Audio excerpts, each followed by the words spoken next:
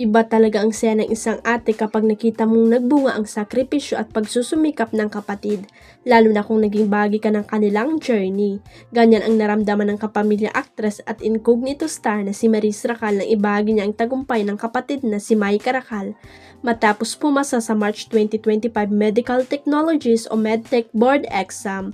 Sa Instagram post ni Maris, makikita ang video kung saan sabay-sabay nilang tiningnan ang lista ng mga pumasa, kasama ang kapatid at ilang malapit na kaibigan. Halata pa nga na medyo kinakabahan si Maris habang binibigyan ng pep talk ang kapatid, na sinabi pang okay lang kahit hindi makita ang pangalan sa listahan. Pero nang makita na ang pangalan ni Maika sa listahan, sabay-sabay silang napasigaw sa sobrang saya. Nakakatuwa pang mapansin na mas nag-emote pa si Maris kaysa sa mismong pumasa, habang kitang-kita ang pag-iyak at pagyakap niya sa kapatid. Hindi nga napigilang magpatawa ng netizen na parang si Maris pa ang nakapasa sa board exam. Sa caption ng post, isinulat ni Maris, "I am so proud of my little sister, medtech ka na. Talaga namang proud ate moment."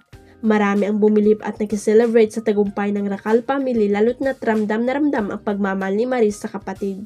Kitang-kita ang pagiging supportive sister at kung gaano niya pinapahalagan ang tagumpay ng pamilya. Wow naman ang aktor na si Alden Richard, may bagong pagkakaabalaan this year bukod sa kanyang showbiz career. Tutuparin na raw kasi niya ang matagal ng pangarap na maging isang piloto. Ang exciting news na yan ay ibinunyag mismo ng aktor sa nakaraang contract signing event sa pagitan ng Viva Group of Companies at kanyang kumpanya na Myriad Entertainment. Right now siguro pwede ko nang i-share na meron pong nag-offer since I've been very vocal about being a pilot. So there's been an aviation school in Clark that offered a scholarship to me to be a pilot, sabi niya. Nabanggit din niya na ito rin ang pangarap ng kanyang ama at umaasa siyang uumpisa na niya ang nasabing kurso ngayong 2025. Sobrang excited din ako, tsaka ko na lang po i-discuss kung sino yung nag-offer ng scholarship once it's final already, wika ni Alden.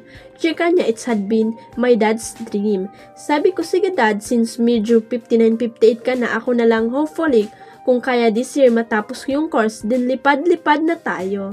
Kasunod niyan ay sinabi niyang wala siyang fear of heights at inalala niya yung naging eksena sa pelikula niyang Hello Love Again kung saan siya ang nakapag-skydiving.